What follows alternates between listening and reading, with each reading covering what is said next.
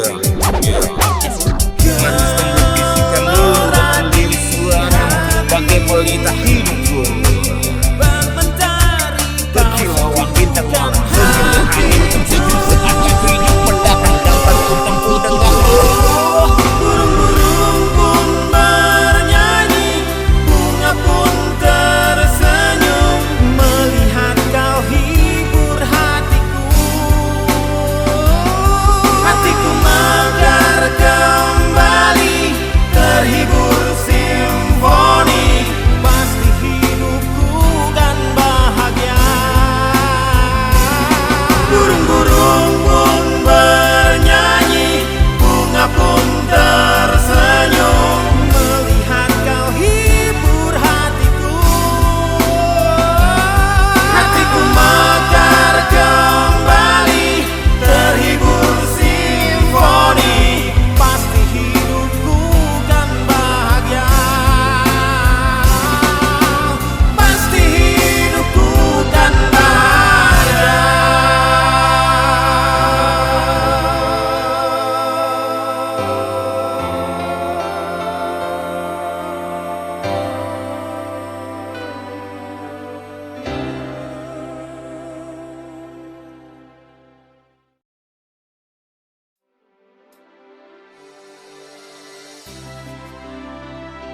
Halo, selamat pagi.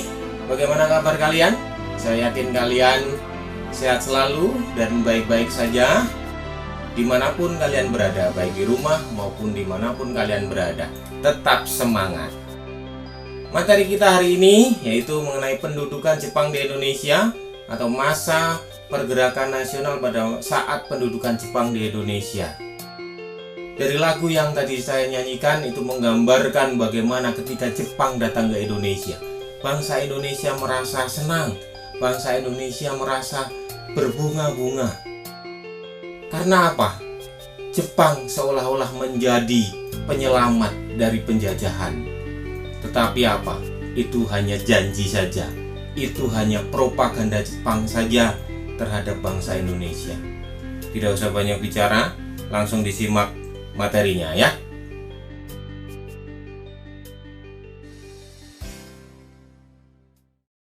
Pergerakan nasional pada masa pendudukan Jepang. Tujuan Jepang menguasai Indonesia ialah untuk kepentingan ekonomi dan politik. Jepang merupakan negara industri yang sangat maju dan sangat besar. Jepang sangat menginginkan bahan baku industri yang tersedia banyak di Indonesia demi kepentingan ekonominya.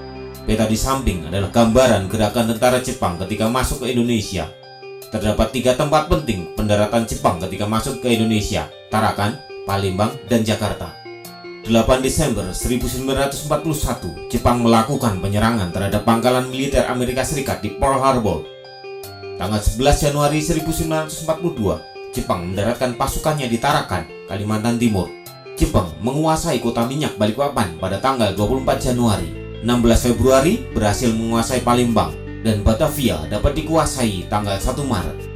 Setelah melakukan berbagai pertempuran, Belanda akhirnya menyerah tanpa syarat kepada Jepang pada tanggal 8 Maret di Kalijati, Subang, Jawa Barat.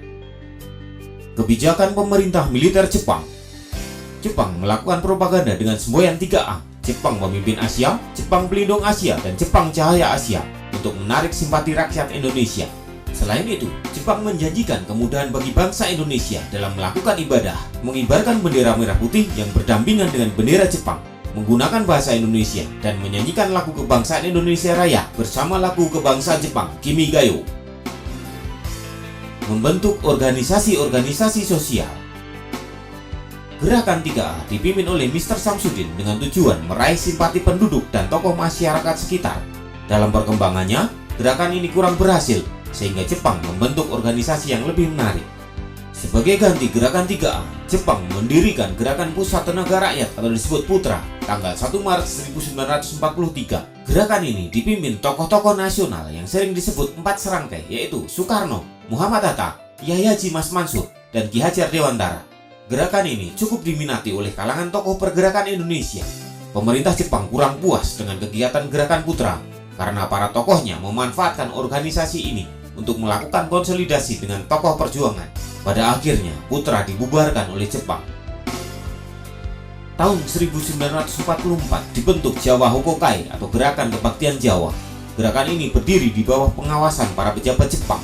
Tujuan pokoknya adalah menggalang dukungan untuk rela berkorban demi pemerintah Jepang. Islam adalah agama yang dianut mayoritas penduduk Indonesia. Jepang merasa harus bisa menarik hati golongan ini.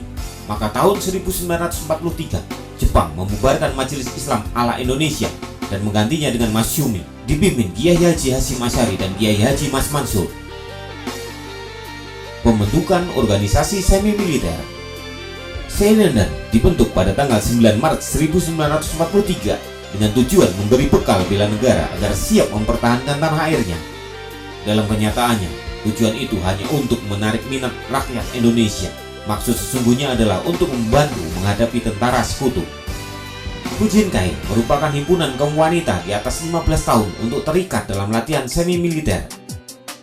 Keibodan merupakan barisan pembantu polisi untuk laki-laki berumur 20 sampai dengan 25 tahun.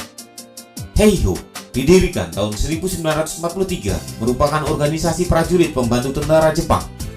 PETA didirikan 3 Oktober 1943 merupakan pasukan bersenjata yang memperoleh pendidikan militer secara khusus dari Jepang. Kelak, para eks-PETA memiliki peranan besar dalam pertempuran melawan Jepang dan Belanda. Pengerahan Romusa. Jepang melakukan rekrutmen anggota Romusa dengan tujuan mencari bantuan tenaga yang lebih besar untuk membantu perang dalam melancarkan aktivitas Jepang. Anggota-anggota Romusa dikerahkan oleh Jepang untuk membangun jalan, kubu pertahanan, rel kereta api, jembatan, dan lain-lain. Jumlah Romusa paling besar berasal dari Jawa yang dikirim ke luar Jawa, bahkan sampai ke Malaya, Myanmar, dan Thailand. Sebagian besar Romusa adalah penduduk yang tidak berpendidikan. Mereka terpaksa melakukan kerja rodi karena takut kepada Jepang. Pada saat mereka bekerja sebagai Romusa, makanan yang mereka dapat tidak terjamin, kesehatan sangat minim, sementara pekerjaan sangat berat. Ribuan rakyat Indonesia meninggal akibat Romusa. Jepang juga memaksa wanita-wanita untuk dijadikan Jugun Janfu, yaitu wanita yang dipaksa Jepang untuk menjadi wanita penghibur di berbagai pos medan pertempuran. Banyak gadis desa diambil paksa tentara Jepang untuk menjadi Jugun Janfu. Sebagian mereka tidak kembali walaupun Perang Dunia Kedua telah berakhir. Eksploitasi kekayaan alam. Jepang tidak hanya menguras tenaga rakyat Indonesia, pengerukan kekayaan alam dan harta benda yang dimiliki bangsa Indonesia jauh lebih kejam daripada pengerukan yang dilakukan oleh Belanda. Semua usaha yang dilakukan di Indonesia harus menunjang semua keperluan perang Jepang. Pada masa panen, rakyat wajib melakukan stor padi dan rakyat hanya mendapatkan sekitar 20% dari hasil panennya. Kondisi ini mengakibatkan musibah kelaparan dan penyakit busung lapar. Banyak penduduk memakan umbi-umbian liar yang sebenarnya hanya pantas untuk makanan ternak. Sikap manis Jepang hanya sebentar. Tanggal 20 Maret 1942 dikeluarkan maklumat yang isinya berupa larangan pembicaraan tentang pengibaran bendera merah putih dan menyanyikan lagu Indonesia Raya. Tak pernahkah kau sadari, akulah yang kau sakiti. Engkau pergi dengan janjimu yang telah kau ingkari.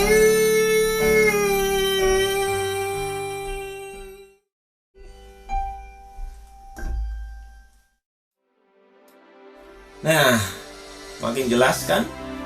Seperti itu. Selama 3,5 tahun Jepang menduduki Indonesia, penderitaan rakyat Indonesia malah lebih berat, malah lebih tidak nyaman daripada saat pendudukan Belanda.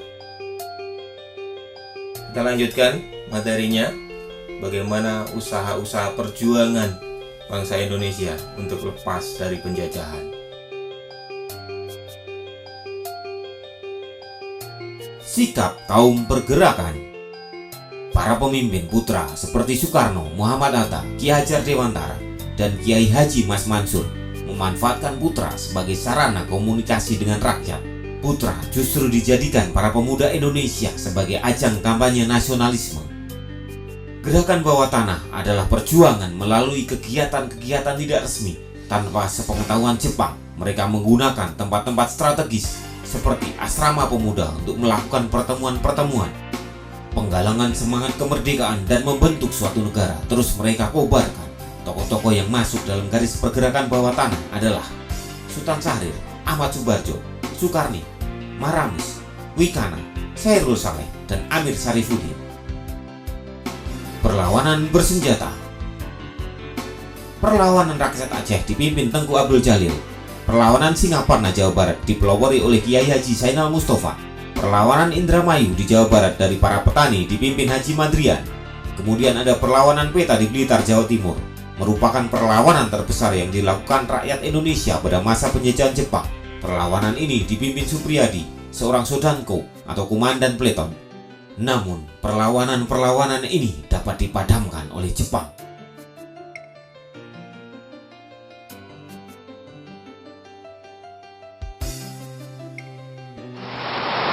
Tidak ada yang ditinggalkan oleh Jepang untuk bangsa Indonesia, kecuali hanya penderitaan dan kepedihan, kesengsaraan untuk bangsa Indonesia. Mereka hanya memanfaatkan gedung-gedung peninggalan Belanda, seperti gedung di belakang saya, Gedung Kesenian Jakarta, mereka gunakan sebagai markas militer mereka. Hanya kesedihan, kepedihan yang ditinggalkan untuk bangsa Indonesia. Pertanyaan refleksi untuk kita semua.